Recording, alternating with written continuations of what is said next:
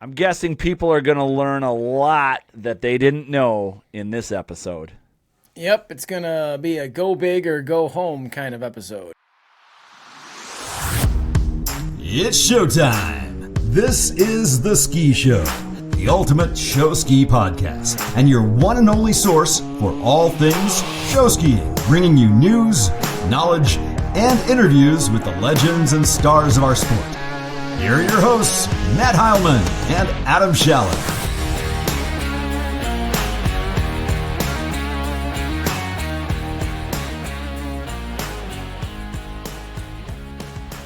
Welcome to The Ski Show, still the only media on the planet dedicated to the great sport of show skiing. We have a lot to talk about today. We will highlight the Midwest and Eastern regionals, the recent buck up. We're going to preview nationals a little. We have our show ski trivia. And then we're going to spend a lot of time talking with our special guest today, Jayson Rishling, all about his amateur and professional career and so much more. And with Jayson on the show, of course, one of today's sponsors is the Board Shop. All of your summer and winter board sports gear is yours at bswake.com. And we're sponsored by Flyman Skis, custom-made jump skis and Featherboard swivel skis at affordable prices. Get yours at flymanskis.com. Let's dive in and first talk about the last of the regional tournaments. There was the Eastern Region and Midwest Regional were both held this past weekend. Actually, when this podcast airs, it'll have been a couple weekends ago. But the Eastern Region, the Oxbow ski team won the Eastern Regional. They were the host. They won. They beat Maine by 29 points. And, Maine Attraction, we've talked about them. They've been strong in the past. They have Pete Hegarty and Darian LeBlanc back this year. And Oxbow still prevailed in the Eastern Region, so pretty exciting for them. Very cool. 29 points, so it was close. It was close. I talked to Pete a little bit. He had an unfortunate mishap. He was doing a one-man jump act, and on his back half, his binding blew up. And so he couldn't use the ski again.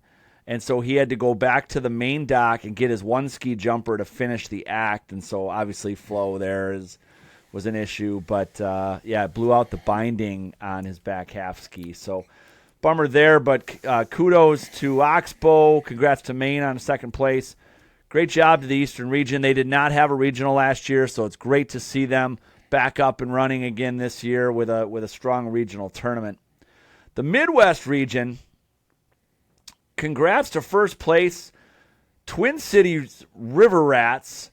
They took first place over the Ski Otters, who were second, and Little Crow, who was third. Adam, I bet you could never guess areas that the Rats thrived in. Well, production, I'm sure they thrived in, and many other box scores, I would assume. Yep, they sure did. We've talked to them. We had Ann Judd on. We've talked to Don Phillips. You and I both talked to him periodically, and production's their thing, and they want to hang their hat on there. When we were doing our tournament season preview, I had a chance to talk to Don about teams in the region, and he felt like there's some teams with talent and numbers coming in the Midwest, but they were going to continue to hang their hat on production and box scores, and they did. The Ski Otters have a tremendous amount of energy and talent, a lot going for them. They did a 2-1 pyramid over the jump, stuck the heck out of it. Is there a video of that? I don't think I've ever seen that before. There is. Brad's going to post it on YouTube for us for all of our viewers. It's super cool. Dan Laughlin's kid was on the top of that, and they stuck it. They got a lot of energy. So they're coming to nationals. So the Ski Otters have not been at nationals in forever, and they're coming to nationals. Little Crow, highest scoring act in the tournament, 6 barefoot pyramids, awesome. Very little was Crowish there. Scored nearly 450 points. Wow. They also had Jaden Zylstra did I think 5.5 barefoot circles, back barefoot circles. Awesome stuff from them. So those teams are going to be awesome. So it's going to be fun to watch. Congrats to the Rats. Otters, Little Crow coming to nationals. That'll be fun. That's great. That's great. That's gonna be fun to watch those 3 teams. Yeah, can't wait. There was also that same weekend was a buck up, and there's a buck up freestyle jump tournament, and it was in Wonder Lake. They've had a tour stop there in the past. I went down to that. It was a blast. Now, given that it was on Midwest and Eastern Regionals weekend, there was no Pete Hegarty at the buck up. Okay, so we'll start there. No Pete Hegarty at the buck up, but it was a stacked lineup, men's and women's. First place in the men's was Cale Duquesne. Jack Heilman took second place at the buck up, and Nathan Fedorowicz took third. And this tournament had Liam Klotzbach, Carter Buckman, Derek Buckman, loaded with talent. Jack happened to take second because he didn't fall. And some guys were in the finals. You get 2 jumps, and if you fall on one, you're only scoring 1 jump. And Jack made both of his in the finals, scored 2 jumps. So did Cale. Cale was last off the dock. Cale did not have to make a back half to win, but he did a 1-ski mob and a 1-ski gainer for the win, and made both of his jumps in finals. Cale looked awesome. Really good stuff. The Fedorowicz boys were awesome, sending huge 1-ski flips. Liam, interestingly, like everyone's there, you're there to watch Liam. And in qualifying, he sent the most massive front flips and gainers in less than perfect water conditions. Amazing. In finals, he ended up falling twice on his 1-ski front, which you never see. Rare to see Liam not ski away from those, but he went huge. He was going 100 feet, just didn't ski away from them. So that was fun. Women's competition. First place, Sarah Fedorowicz. Second place was Presley Cup. Tied for third was Bria Imsey and Kaylee Kohler. Presley made a front flip, stuck. She actually made 2 of them. Scored really well. Sarah Fedorowicz, last off the dock, she made a 2-ski gainer, puts on her 1-ski, and she fell on her 1-ski front, and she's got 1 more jump left, and she can win this. She already made a gainer, so she could win this by doing a 2-ski heli or a 2-ski flip, which she's money at. Sure. She sent a 1-ski gainer and made it for the win. She comes back to shore. She gets on the mic with Kiefer, and he asked her and her line, she said this on the podcast, on that Rising Stars podcast. She said her line is, full send or no send. She's like, I was going for it. Didn't matter if I won or lost. She wanted to send the 1-ski gainer. Sarah Fedorowicz made a 1-ski gainer. The girls, it's unbelievable where the girls are going. Yeah. Bailey Hyatt was there. She just popped the handle on a 1-ski front. Should have had it. Presley's making flips. There's the way the women's freestyle world is going right now is so fun to see. It's crazy. Very cool. Congratulations to everybody at the Buck Up. That's awesome. Yep. Now Nationals is around the corner. Adam, how are you feeling heading into Nationals weekend? Rock and roll. I mean, our team is fortunate enough that we've been on the water all summer, which still baffles me as high as that lake got. I don't know how that happened, but we're still on the water. I think Mad City likes skiing at Warsaw. It's a great site. I love it. We're ready. It's gonna be great. Yeah. I mean, we've adapted to that site pretty well. 2019, as we've talked about, the first time Lake City hosted, we won nationals there. Last year, we got our ass kicked by the Rock Aqua Jays. They were just so good. Yes, we did. So it'll be an interesting one this year. We're in Warsaw, so we haven't skied there this year. We did last year because that's where it was. The Central Regional was held there. Yep. Is there an advantage for those teams, for Wonder Lake in particular, who's been on that site this summer? I think there's definitely an advantage for teams that have skied there at some point. Sure. But because there's teams probably coming into nationals that maybe have not skied there. Yep. At all. Yeah, the ski otters, like the otters. Yeah. Okay. So the otters are going to be a team to watch out for. So they took second in the Midwest. So you got your regional champs, Mad City, Wonder Lake, River Rats, Rock Aqua Jays, Ski Otters, Little Crow. Like, these are the teams that are going to be in the mix, right? Aqua Nuts. The Otters haven't skied there, so it'll be new to them. The River Rats got one under their belt last year, skiing there, so they're going to be more familiar with the site. They will not have nearly the site logistic issues that they may have had last year. So it's going to be interesting. 12 teams at Nationals this year. There's going to be 8 shows on Saturday, 4 on Sunday. So that'll be good. It'll be fun to see who makes up that top 5, who sneaks into that top 5. Are the Nuts, the Otters, Little Crow, are they going to be in that top 5 mix? How are they going to fit in with RAJ, Mad City, Wonder Lake, River Rats? It's going to be a fun competition. Yeah, for sure. Looking forward to it.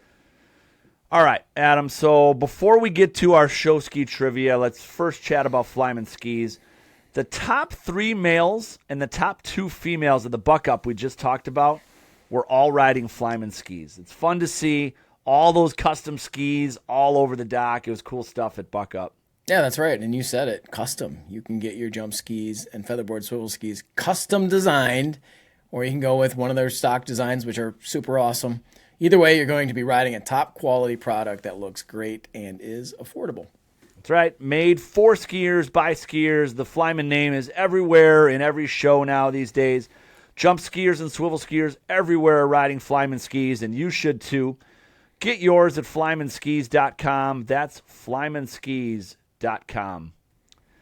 All right, today's show ski trivia is all about Wonder Lake because we've got Jayson Rishling on the show today. So I'm going to ask you a few questions. Since 1996, how many times has Wonder Lake been in the top 5 at D1 Nationals? So we're talking 28 years of history here? Yeah, I mean, basically. Yeah. Top 5? Yeah. Out of 20, roughly 28 years, I'm going to say 20 of those. Every year except last year was the first time they have not been top 5. No kidding. Since 96. Wow. Yep. Incredible run. Incredible run of top 5. Last year, they just slipped out of the top 5. I expect them back in the top 5 this year with the strength of their show, what we're seeing them putting on the water. I mean, I'm talking to Bria. We're going to talk to Jason. They got 30 in ballet. They got 6 prefabs again. They're sending it. They're getting go big or go home. Yep. It's going to be fun. How many national championships have they won? Well, top 5 every year except for one. I'm going to say 8. They've won 5. So they won in 96. They won in 2000 and 2001 back-to-back. Okay. They won in 2016. That was the circus theme. It was. Yep. Dan Hansen, show director. Correct.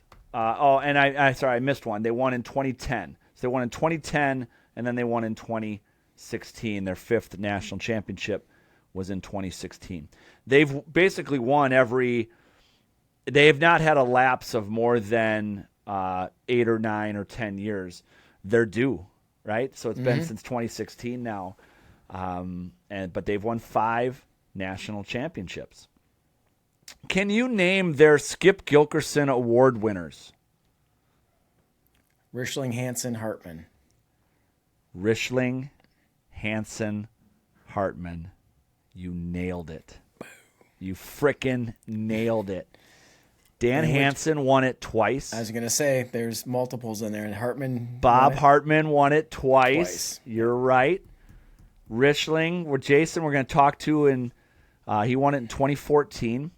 The other guy who gets associated with his Skip Gilkerson for Wonder Lake, because he's been a lifelong Wonder Laker except for 1 year, is Jarrett Graff. 1998, he won with Mad City. Skip Gilkerson with Mad City. He was dating my sister, Kristen. He lived in Madison. I remember Skip giving that award. He's like, it's the first time it's going to a wakeboarder. So I want to tell you a funny story about that. So Jarrett, for those people that don't know, our younger listeners don't know, Jarrett was a phenomenal all-around skier. One ski gainer, awesome. He did inside one ski gainer. He was a wakeboarder. He was a barefooter, barefoot turns like crazy. He was a competitive barefooter, really good wakeboarder, professional skier. But people didn't know enough about him. And so it was like Friday of Nationals, and there was individuals, and Skip was wandering down by the skiers area by the dock, and Jarrett was on the water. And I go, "Hey, Skip, do you know who that is?" He goes, "No." I said, "That's the next Skip Gilkerson winner." I literally said that to Skip Gilkerson. He's like, "Who is that?" So then I tell Skip who he is. I was like, "You got to watch out for this guy. He's a phenomenal wakeboarder, barefooter, jumper. He does it all. Just keep your eyes out for him in our show." And he stomped it. Was awesome. So he won Skip Gilkerson. He's listed on Wonder Lake's website as being a Wonder Lake Skip Gilkerson Award winner. We'll give them the credit for that, but he won it in the Mad City Ski Show that year in 1998. Hamilton, Ohio. Yes. I'd like to have Jared on the show. He was, I saw him, caught up with him a little bit in Wonder Lake at the Buck Up last week, and so that was super fun. Great dude. All right. Time to get to today's interview. We have a Wonder Lake legend, a former pro, former Team USA athlete, and the owner of the board shop, which you've heard about on these airwaves many, many, many, many times. Let's welcome to the show, Jayson Rishling. Rish, what's going on, bud? Guys. Yeah, we're all sporting it, How you right? guys doing?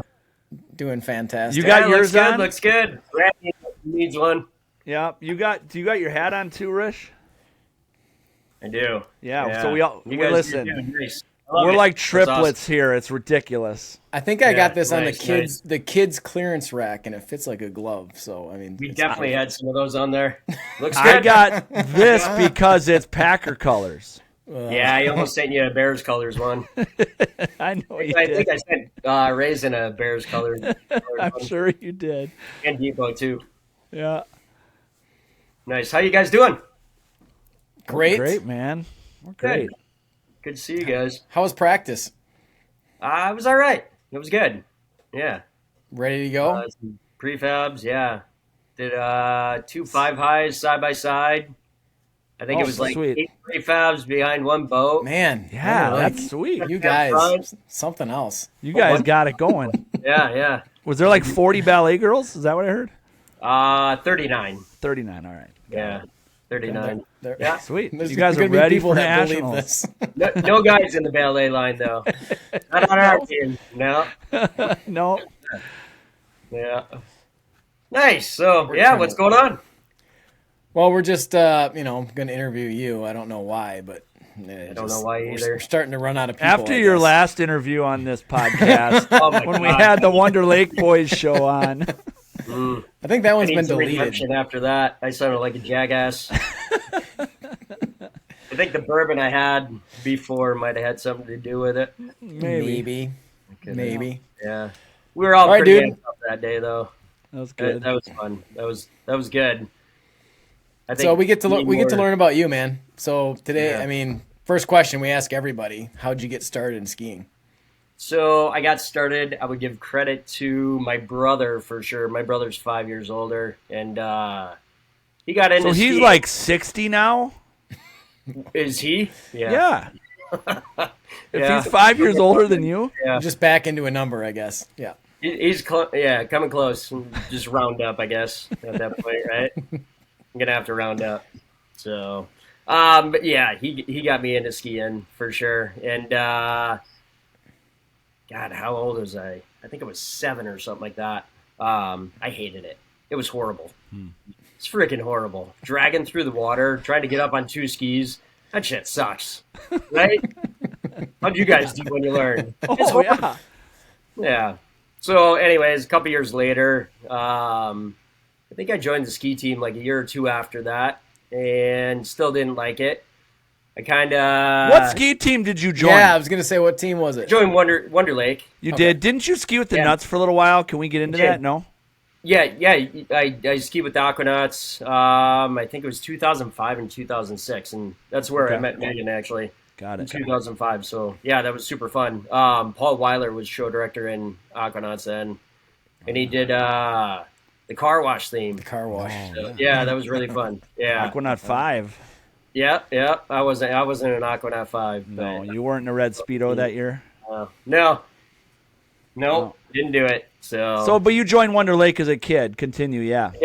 Yeah, so Wonder Lake's kind of a private lake, and you got to live in Wonder Lake to kind of use it and all that stuff. So joined it when I was young, and Wonder Lake's it's a good place. There's a lot of great skiers that come in and out of Wonder Lake, like the Hartmans, Spencer. There's just an endless list of really good skiers, and they're all older than me, so I definitely looked up to those guys. I think a couple years into it, started kind of learning stuff. Super small kid. I was really small. I think when I graduated, or when I went into high school, I was a freshman. I wasn't even close to 5 feet tall. I think it was like 4'9", 4'10", somewhere in there. Were you one of those dudes that went to the top of the pyramid? I did, actually. When you were young? Yeah, so I was the first person on Wonder Lake to be on the 4-high. Oh, that's awesome. Yeah, that was exciting. My mom's got a picture in our house. I'm in tights. It's awesome. Yeah, I bet Skylar gives you crap for that. She does, yeah. Yeah. What's actually cool, so Megan went to the top of 4-high. Sky and Summer obviously have, and Sydney eventually will here too. So everyone in her family. That's got to be that's got to be the only family. That's got to be a record, right? Right, I would think. Yeah. So yeah. So kind of did that throughout the whole summer, and then actually I got my hand caught in the conveyor belt and broke a ton of bones right before nationals the night before.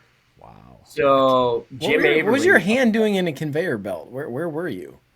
I was working at a grocery store, so you put everything on this conveyor belt, and it goes upstairs, and I'm rubbing my hand on the conveyor belt. Next thing I know, it starts sucking my hand in.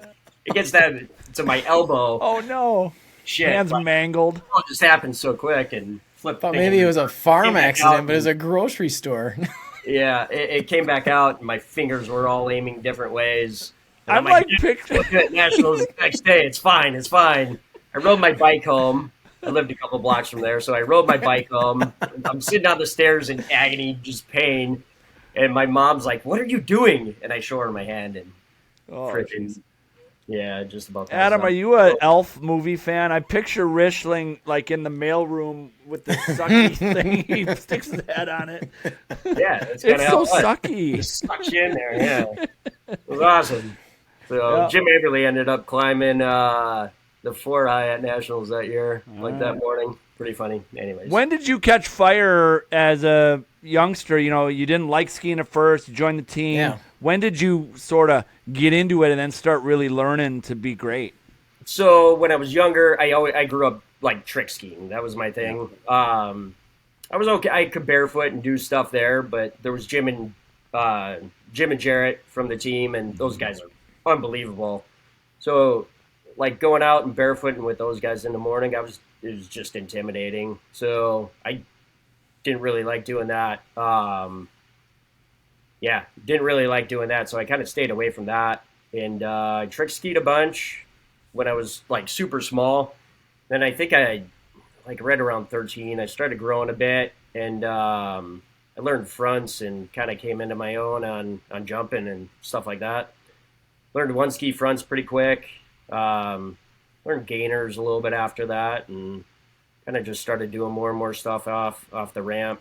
And it actually, to kind of backtrack, there was always water skiing. It was kind of there, something to do in the summer. It was never really too serious into it. Snow skiing 110% was my thing. I was a mogul skier growing up, and insanely competitive with that. Like, that's all I wanted to do, was just be a mogul skier, snow ski day in, day out. Where did you ski? Did you ski locally, or because I know you and your family still spend a lot of time out west when you can in the winters? Yeah, so we skied local. There was the local shithole garbage dump, Wilmot, which honestly was pretty good back then. They had a good bump run that they always kept up. Super good group of friends that I had up there, and every weekend we'd leave. I was super young, like 13, 14, 15, and on. either going out west or going up north to compete in mogul skiing, and be like, yeah, my buddy's driving me up. I'm 14. Is that cool, Mom and Dad? Yep. See you Yep. later. Have fun. See you Monday. Yeah.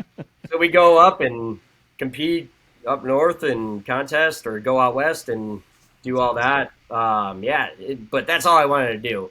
So all the way through high school, kind of learned to water ski, obviously, better and better. After high school, I moved out to Utah and had high hopes of possibly being in the Olympics or something like that. And then just realized that wasn't going to happen. Just didn't have the money to kind of pursue that. And the next year, I got a job working at Cypress Gardens, and I didn't snow ski for, I think, 4 years or something like that in a row. Wow. So I went from skiing just about every single day to not skiing for like 4 years. So, but then, ended up at the Gardens, and that was unbelievable. That was awesome. How'd you get to the Gardens? Like, how did that happen? I got Scott Klask's phone number, and I called him seriously every day for like 3 months straight until he finally said yes. That's awesome. I love those stories of people that do that they're persistent and they just make it happen. Like, I love that. And so how old were you and what years did you ski? And was that your first, because I know you skied elsewhere pro as well. Was Cypress Gardens your first pro stint? It was, yeah. Cypress Gardens was first place I skied. I think it was probably 20, give or take, probably 20. 19 maybe. No, I think I was 19. But yeah, that was the first place I skied. So are we like 94, 5, 6? We're down there? 6 through like a bit in 97. Yeah, okay. And then after that, I went to Ohio for years and kind of back and forth to SeaWorld of Orlando, and ended up in Australia and doing Darling Harbor show, and then some other shows for Ellison's. How long were you at SeaWorld, Ohio? I think it was 4 or 5 years. Okay. How was that? Ohio's unbelievable. Best place to ski. I think we've talked about this. Like, you love that place, love that show, the people. You had a blast there. Yeah, it was awesome. I want to say we started sometime in April, and it ended end of September.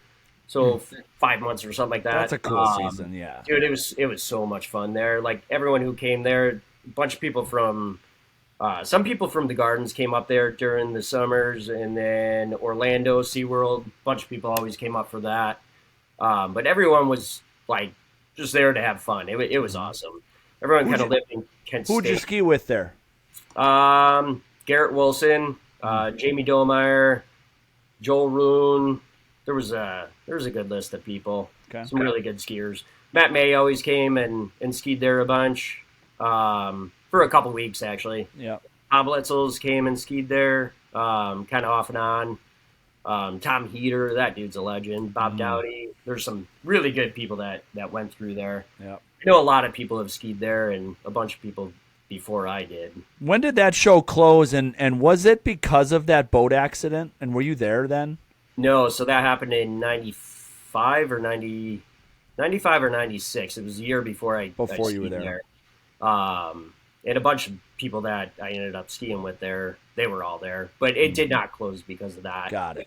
It closed 4 or 5 years after that. Okay. And originally that park was supposed to be in St. Louis, and I don't know. Anheuser-Busch owned it at the time, and I think it's just all about bottom dollar to them ultimately. But yeah, really fun place. The last year, the last full summer there was 2000, I think. And then after that park closed, I went to Texas for a few years. So this is all probably pre-Megan. Yep. Like, this is you're living your best life between 19 and 27 years old. Pretty much, yeah. Yep. Yeah, it's awesome. Best job in the world. Traveling, skiing pro, going to Australia, going here and there, all over SeaWorlds, Cypress Gardens. You skied with a lot of studs, huh? Yeah, no, it's cool. The Gardens was really fun. Zane was there off and on. Skied with Gino Yockler a ton. Yeah. Skied with, like, Darren Dobson. That dude's awesome. Like back in the day, the best mob I've ever seen. Like it's unbelievable. Yeah, all those guys from the Gardens, I ski with them all. Bates, Punky, like all those guys.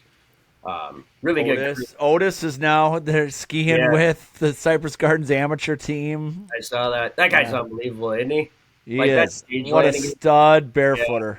Have you guys seen him land on the stage in Florida? You've seen that stuff, right? Dude, who else does that? Unreal. Unreal. That is awesome. So cool. But yeah, skiing with those guys and ski with a bunch of them in Orlando at SeaWorld. But yeah, it was always just fun. So kind of getting back to snow skiing, like I was just stupid competitive with that. So kind of I'd get second place in a contest and I wouldn't even want to walk up there and get my trophy, you know? Just pissed off because I didn't get first. So kind of going into water skiing, I'm like, kind of change of pace a bit. I'm still insanely competitive, but I wanted water skiing to just be this fun thing to do. And that's really what it is. Like, it's just fun. Like, we're not making money doing it, really. We kind of are, I guess, right? But we're not making a ton of money or, but it's always been this fun thing. It wasn't like a career thing that I think of that, or people call it, this is a career, you know, and when I'm done and blah, blah, blah. It's not really a career. We're just doing it for fun, ultimately, you know. It's a hobby. It's something. It's a passion, right? It is, yeah. And skiing in, like, these SeaWorld shows, you're in front of 2,000 to 5,000 people every show, and you're just up on stage screwing around, you know. It's just fun. Like, there's not too many other things that are better than that. It's just fun. Do you think your snow skiing skills translated onto the water, or are they completely different? I'm sure they do, right? Like hidden jumps and just air sense and that kind of stuff. Yeah, I definitely think so. I'm a decent barefooter, but I think I definitely excelled in like wakeboarding and jumping and stuff like that more so. Just kind of an air sense, you know? So I don't know anything about this, but I've been told I need to ask about the J.Lo story. So yeah, right. What is it? Yeah, that's pretty cool. So, there was a show in Turkmenistan, and Jack and Dion Ellison, they ran a show out there. So we did a show for the president of Turkmenistan. So we get out there, and I went a couple days early. They thought I was responsible, so I'd help get shit ready and set up the jump and blah, blah, blah. Whatever. I don't know why they even asked me that after the Australia stint, because I'm definitely not responsible. They know better. Anyways, I go out there early, kind of help things get set up, and everyone starts showing up for like the water ski show a couple days later. And a couple days into that, we're practicing and doing a bunch of stuff, and somebody comes walking down on the dock, and it's a guy. He's like, "Hey, would you guys take me wakeboarding?" We're like, "Yeah, who the fuck are you?" And so, all right, whatever. I kind of walk away at that point. Didn't pay too much attention. So Jack evidently ends up telling him to come down tomorrow. So the next day, all of a sudden, there's just this entourage of people. And we're taking this guy out wakeboarding. And I'm standing on the dock. And there's seriously like 100 people trying to jump in the boat. Everyone thinks they're going to jump in the boat. And it's chaos. So I go in there. Or actually, before I get in there, I look over. Super short girl. And I'm like, holy shit, that's JLo. Standing like right next to me. So anyway, she jumps in the boat. I jump in the boat. Jack gets in there, and it was her. She was dating, or she was married, or something like that, to one of her backup dancers, and it was that guy. So he ends up wakeboarding. JLo didn't wakeboard, but I sat in the boat and talked to her the whole time. It was super cool. Yeah, we were there all week and kind of talked to her all week and stuff. But yeah, pretty cool. I have a picture of it. I'll text you guys it. Yes, please. Yes. Brad will post that on our YouTube. For sure. That'll be great. Yeah. 100%. Cool story. Like, not many. It was I don't know. Adam, we don't know anyone else who got to hang out in a boat with JLo. Yeah. Or has been to Turkmenistan. Like, I didn't know that was a Holy place. shit. So Turkmenistan. Is that where Borat's crazy from? Place. That's right? Kazakhstan, right? Yeah. Okay. That's a crazy place. I wouldn't go back. He called me the next year to go back, and I was like, yeah, I think I'm good. I'm not going back. Yeah, if Rishling ain't going, there's no way in hell. Right next to Iran, like it borders Iran. So we had to fly from where the ski site was to Ashgabat, which is on the border of Iran, like just over the river. You're like in a no-fly zone, probably. I'm sure. Yeah. Yeah. On the way back, our flights got canceled, and it was a freaking mess. So we're trying to talk to these people, and Charlie from Canada, he's just going off on these people at the desk. And I'm like, dude, shut the hell up. It was not going to end well. No, it was crazy. There's other stuff in that story, which was nuts. This guy freaking exploded on the plane. He was pissed off. It was nuts. Yeah. Well, those are memories and stories to tell. That's right? Great stuff and fun stuff. We want to talk to you now about the board shop. When did that vision and idea come to be? Talk to us about the board shop. Yeah, cool. So I went to college to be a pilot, and I took a bunch of management classes. I have a degree in aviation management, and we had to write these business plans in college for like starting up a business, and they were all supposed to pertain to airlines and stuff. So anyways, on the side, I started writing a business plan for doing a ski shop, and I graduated college in December 2000, and then 2001 in September, obviously 9/11 happened, so all the pilots got fired. So I ended up skiing that summer in Texas, and had plans to move to Florida, get a job flying around islands and shit like that, right? So all the pilots got fired after 9/11, let go. So I was like, well, I'm not flying for a job. So I ended up skiing another year in Texas, year and a half or whatever it was. And I basically had a business plan to start up a shop, and I'm a numbers guy, so it's just all about the numbers, plugging in numbers and figuring that out. And Kenny Kariba was living in Lake Geneva at the point, and I kind of picked a bunch of different places that I could do it, and Lake Geneva was a good spot. So I called her up, and we partnered up the first couple years into it, and then eventually she kind of left and basically took over everything on it. But yeah. When did it first start? Was that 02, 03, 04? When was that? 03. 03? 2003, yeah. So it's been 21 years. Wow, 21 years. Yeah. Congrats to you on that. That's awesome, dude. Yeah, thanks. There was it kind of some hard times 2008 when the economy crashed. Like it was like, oh shit, all right, figure it out, but yeah, nobody's spending money on their disposable income on water sports, snow sports gear anymore. They're reeling that back, right? Right, yeah, totally. So they're trying to pay their mortgage at that point. They're not going to spend money on snow skis and wakeboards. So you've been in Lake Geneva. You've got other locations, right? Or you've had partnerships in other spots. I do. I partnered up with the Boathouse Marina. They're an Nautique Super Moomba dealer, and they have a bunch of different locations around the Midwest. But then, they're kind of all in Florida, and I stock a bunch of their stores with product. That's awesome. Which is cool. Yeah, everyone who goes and buys a new boat usually buys a bunch of gear. Yep. Or who gets their boat service, they're buying a bunch of gear through them, or they're sending customers to my main store in Lake Geneva. So, but yeah, it is crazy that the shop's built up to be what it is. It's really cool. I don't want this to be like a whole advertisement thing for the board shop, but yeah, and the people who are going to listen to this, I just really want to say thank you, and I really appreciate when people go there and they buy their stuff there instead of going to a different website or a different store, which they can. But it definitely means a lot. It's awesome. Carly Pickney, just out of the blue, I haven't talked to those guys in years. A couple days ago, she texted Meg about buying snow skis. She lives in Florida. She's like, I want to buy snow skis. So she just bought a pair of snow skis yesterday. That's awesome. It's awesome. Super cool that people support the shop, and it's awesome. Can't ask for what sells. What's the biggest percentage of your sales, summer or winter? Hard to say. Summer, that typical summer customer who has Nautique Paragon or something. That Lake Geneva tourist who's got bucks, right? Yeah, they spend money, but there's more people who snow ski and snowboard. you know. Okay.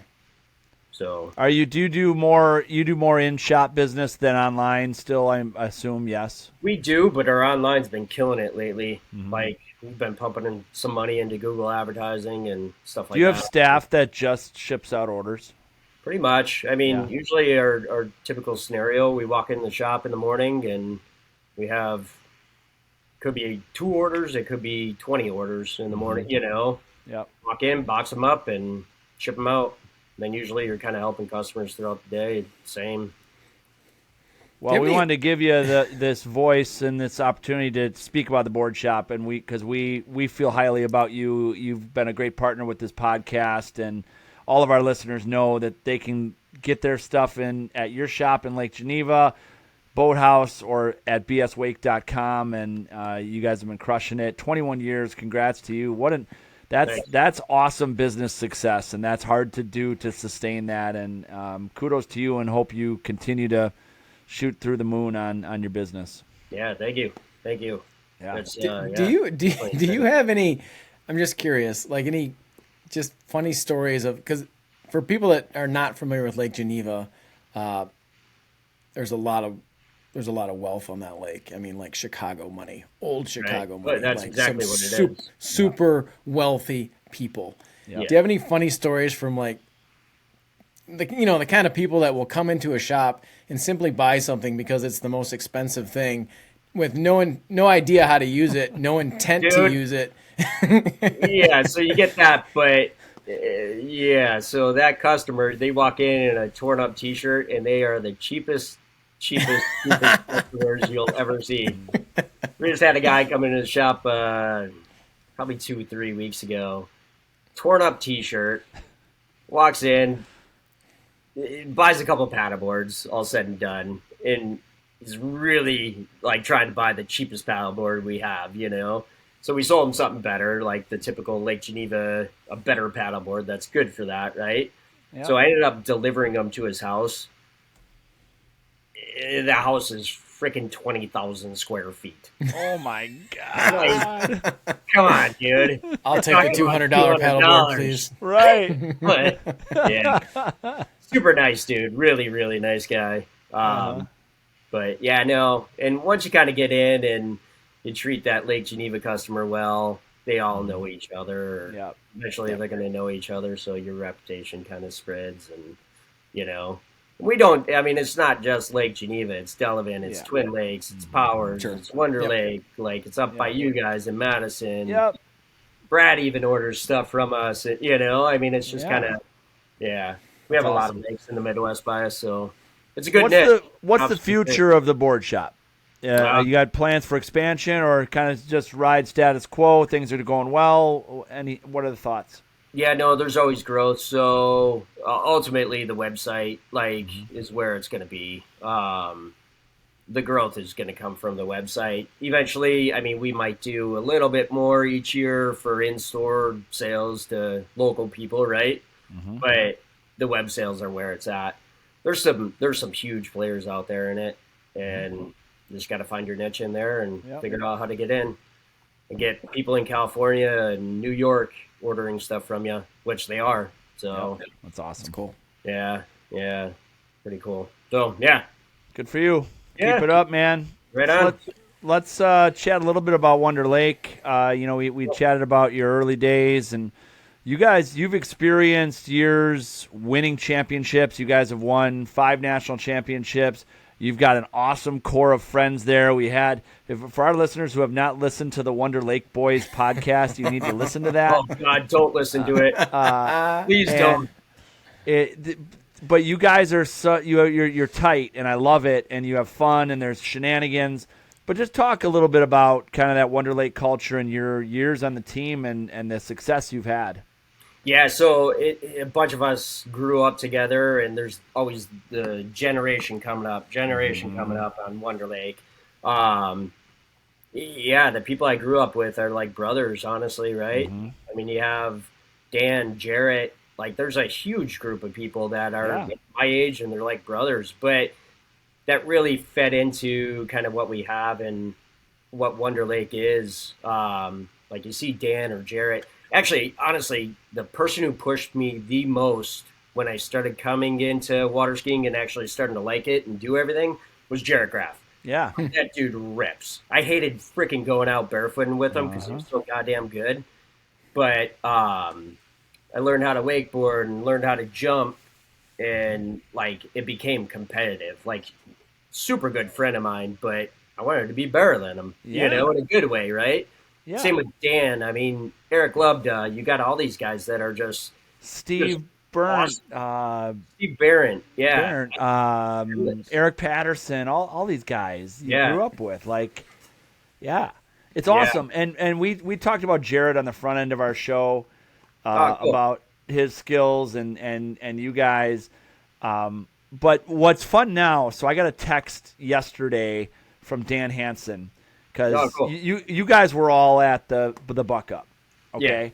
Yeah, and I was down there, my kid's skiing in it. Dan just said, congrats to Jack. What an awesome job he did skiing the Buck Up. So fun to see these kids. And we exchanged a few texts. And now it's the next generation, right? So now Dan's kids are killing it. And your kids are getting it. Skylar just threw her freaking front flip yesterday. She did, yeah. What the hell? Dude, I don't want to be a proud dad, but that's cool as shit, Dude, how old is Sky? Awesome. She's 14, just turned 14, and she's throwing front flips. Like, look where the girls are going. Like, we talked about the Buck Up and what they're doing, and one ski flips and gainers and two ski flips and gainers on the girls' side. But like, your kids now, you're all doing it. And Nate Patterson doing back barefoot circles. And, like, it's so fun to see this next crop come up. Not that we're all getting old, but it is, like you said, the next generation, and that's what's so fun, right? Yeah, it is, really. It definitely is. And watching the Buck Up tournament, like Sarah Fedorowicz. Dude, unbelievable. Unreal. Yeah. You got Cup, you got Bailey Hyatt, like, holy crap, that's awesome. So watching that, I'm like blown away that these girls are throwing this. Yep. And I said that to a buddy of mine later in the day, and he's like, dude, that's way long overdue. Like, all these girls can do this shit, you know? Yeah. Like, there's nothing that should be holding them back. Like, all these girls could be doing this stuff. Yeah, that's cool. Yeah, so, yeah, super cool. Skylar, I mean, she does ride-overs and stuff like that, but she went out and took a set, did a couple ride-overs, and I talked to her about doing fronts before that. And I look at her, she's like, all right, I'm going to do one now. Like, not scared at all, just freaking go ahead and do it. Awesome. Like, so all right, cool. Is she really going to do it? Yep, holy shit. Yeah. So, yeah, no, it's cool. This whole next generation, you got, like, Pete Haggerty. That dude's awesome. Liam, Ethan, like, these guys are unbelievable. They are. Super cool. Liam goes freaking huge. At the contest, I always give him crap because he's going 34 just inside. I'm like, dude, you're never going to go further. So in finals, he goes just out and freaking 36, like max boat speed, and booted some. It was awesome. He's talking about needing to go to a longer rope because he wants to go farther. Yeah, like awesome. It's insane. But so Liam, as a one ski front flipper today, is you in 2014. Right. I want to talk about that. So 2014, you, first of all, huge year for you. You won Skip Gilkerson, which we're going to talk about. You made Team USA. But you also, in that show, booted a one-ski Superman flip. Yeah. Talk about that. That was good. Yeah, that was good. That year or the year before, we're all sitting around. Everyone's drinking. And Brett Love does, like, you can't freaking do a 150-foot one-ski front. I'm like, fuck yeah, I can. Like, after 10 beers probably, right? So, so just started booting them more and more. Before that, I did two-ski fronts, like, a lot, you know, at SeaWorld in Texas. Actually, how this all started, SeaWorld of Ohio, Matt May, we did an intensity game show there, and there was a LD contest in the show. So everyone was getting pretty good at doing LDs. You know, I was pretty decent at just doing normal LDs. Matt comes and he's freaking doing LD fronts and he's smoking everybody. And I'm like, that is freaking awesome. So probably the rest of that year. And then when I went to Texas, I started booting some LD like 2 ski fronts and kind of continued doing those. And eventually it just turned into doing one ski fronts and stuff like that. But like I remember that in 2014 vividly, you sent it like Superman. You laid out before you tucked for a long time, and it was freaking awesome the way you did that. Yeah, those are fun. So like doing 2 ski fronts, like you come up and you just dive them out and you're just looking, you know, like a good 3/4 of the time you're in there, and last part whips it around, and yeah, those are fun. You know that there are kicker ramp rules because of you. Yeah, that one year, that might have been because of you. Because of me? Yeah, I kind of remember you saying something like, start cutting out the ramp or something. I don't know. Yeah, no. We wanted you to send it in front of the crowd, and you sent like, let's be realistic. It was probably a 70-foot kicker one ski flip, but you landed in like 6 inches of water on the beach. And I ate shit. Yes, you did. And you came up and you were like, it was like at your shins. Yeah. And all of a sudden, rules are now can't cut at a kicker. Yeah. Sorry about that. That's all right. Yeah. Good stuff. So talk about 2014 win and skip. How was that moment for you? Yeah, it was really cool. I've never, like, going back to, like, this is a water skiing thing for me, and I just wanted it to be fun. Like, I never said, hey, I'm just doing this to win nationals.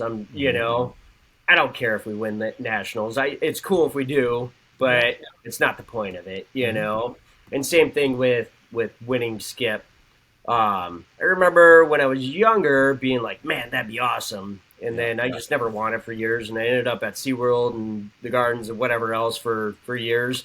So didn't really think about it too much. When I skied with Aquanauts, I skied really well there, and I fell wakeboarding, so that probably screwed me on it. And after that, I was like, fuck that, I don't ever want to win that, you know? Yeah.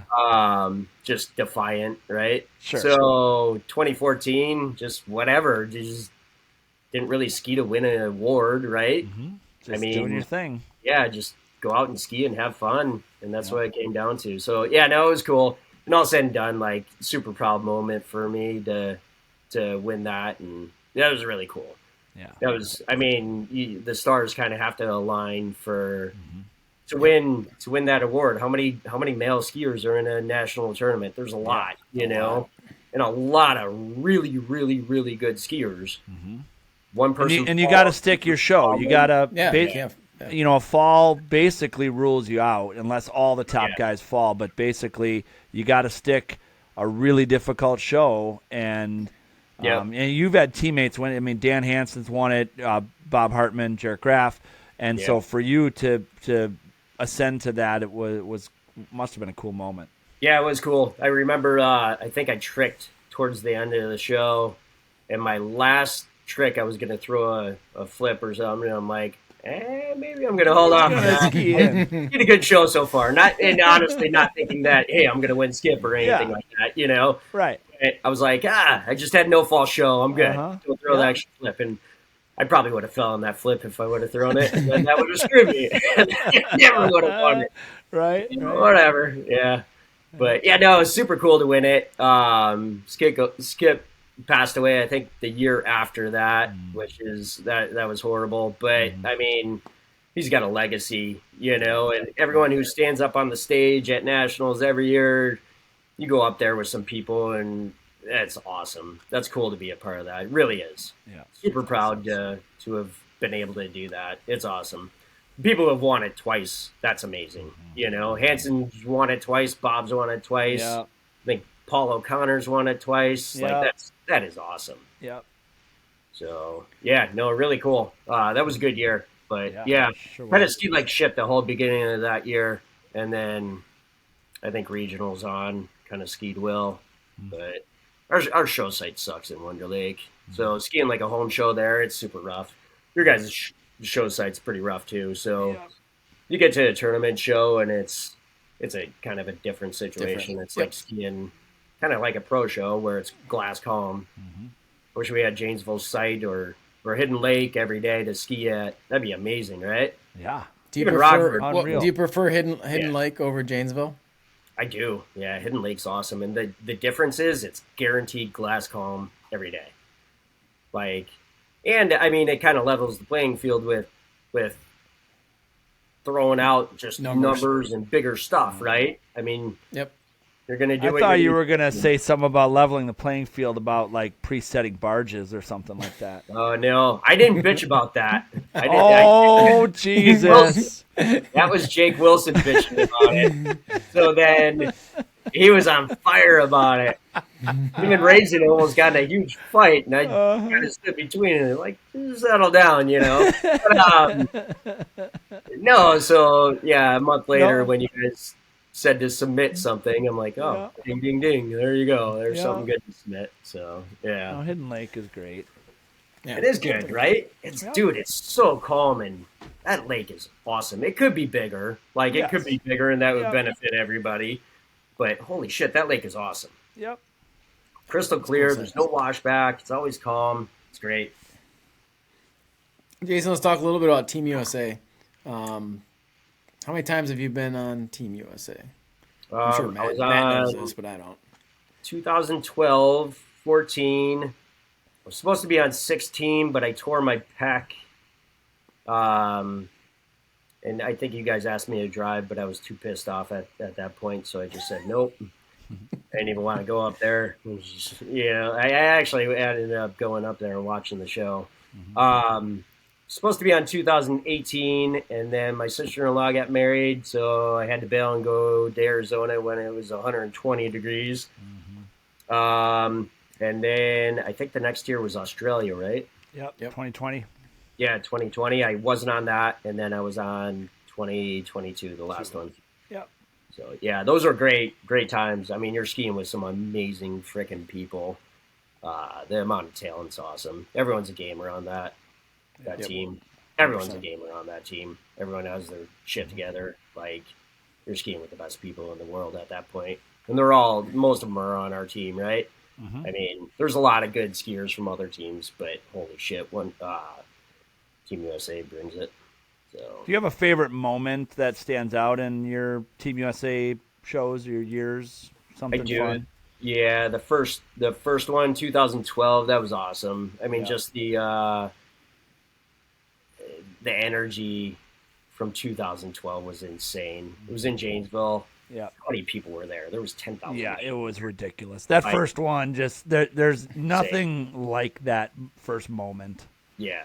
So you guys texted us or emailed us or something like that, and you're like, you're gonna do a flip over Jerry behind Dan barefooting. Yeah, that's right. While he does a flyer off the dock, and I'm like, doing the hangman you guys behind Dan Hansen. Yeah, that's not gonna happen, right? So and it happened. I would say coming up on stage after we did that was probably the best amateur show skiing moment I've ever had. That's awesome. I think Jerry Lighting says that's one of his career highlights too, that we asked him to do that. Like, I mean, and you guys haven't done that in many years. So for our audience that doesn't remember, Dan Hansen does a flying barefoot start off the starting dock, towing two jumpers. And then he goes down and around the corner and comes back at the jump. And they did a hangman behind Dan Hansen, and they brought it back to the beach. Yeah, that was insane. And honestly, that is absolutely insane. The majority of that act was Dan Hansen freaking pulling us. Like, shit. He's got a freaking badass climbing harness. He's ripped, hauling your butts. It was awesome. It's insane. Yeah. Coming in, I mean, he's on a 75-foot line. We're on a 75-foot line, so you're way the hell behind the boat. Yeah. You got to land super soft because he's footing. Yeah. He's pulling me and Jerry. Like, that was cool. Yep. I remember we went to Rockford to practice for that. And Rockford's jumps definitely in probably 20, 30, 40 feet or something like that. So our stern roller would hit the jump right when we're going over. Dan would miss it, but then in practice, I'm looking at the stern roller, and I'm like, there's no freaking way in hell I'm going over. And Jerry's committed because he doesn't know if I'm going over, so he's got to go. He's just getting friggin' smoked. Oh, my God, he got smoked. I think he blew out his knee and he kept on skiing. He skied the rest of the tournament, like the whole weekend on that, and he blew out his knee. Yeah, super cool. But great stuff. That was probably the best like Worlds moment for sure. Yeah, that was fun. cool. That was Coming into the stage, there's thousands of people just freaking going nuts. Yeah, that was awesome. Yeah. Memorable stuff. Let's wrap up today, Jay, with, kind of what's your future? How long are you going to keep skiing? What does life look like for you in show skiing? What's the future hold? Yeah, I think I'll ski for a good handful of years more. I mean, you're still skiing at a high level, which is awesome, which, continue to do. That's awesome. Yeah, you just got to stay healthy and, keep your body together as much as you can. I haven't jumped a ton this year. My knee's been sore. I just had it drained and a cortisone shot in it. And it feels night and day different from that, So, but yeah, just not jumping as much. But I think I'll keep on show skiing for a while. And I don't know if I'm going to be throwing double fronts or stuff like that, but maybe not. I feel like any back halves. I did hear a rumor that you have a back half ski that maybe has never seen the light of day. It has. You got to do them right foot forward, and I'm left foot forward. So last year I did a bunch of right foot forward, single ski, just ride overs and stuff like that. So back halves or front halves. I think I kind of see a front half. I was just behind the whole freestyle era in the 90s. Yeah. When I really got going, that all kind of stopped and hit the brakes. So seeing everyone do that stuff now is obviously motivating. Yeah.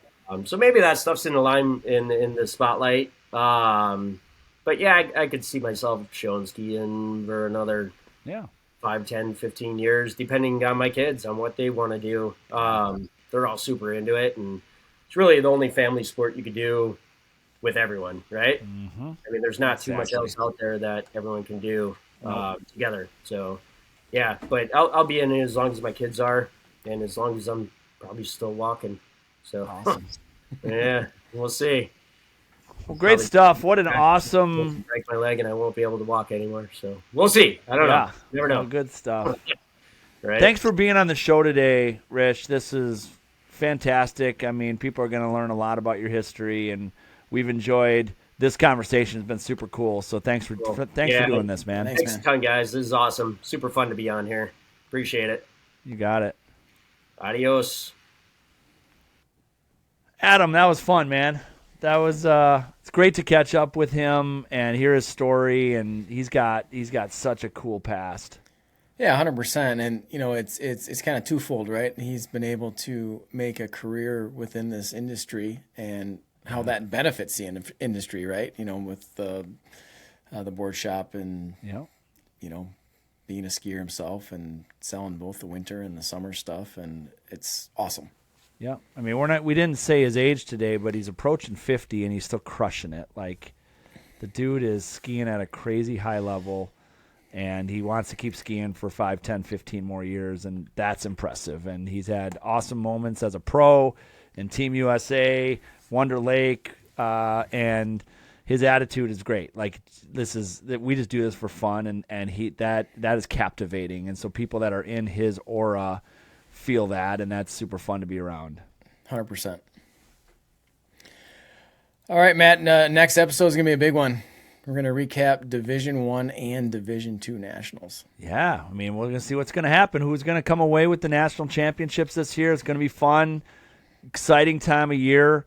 Thank you for this episode to Flyman Skis. Get your custom-made jump skis and featherboard swivel skis at flymanskis.com, and, of course, to the board shop. Thank you to Jayson Rishling. Get all your gear, your summer gear, your winter gear. Get to their shop in Lake Geneva. Get online at bswake.com. Get all your stuff from the board shop. And thanks again to all of our listeners and viewers. This is Matt and Adam, and this is The Ski Show.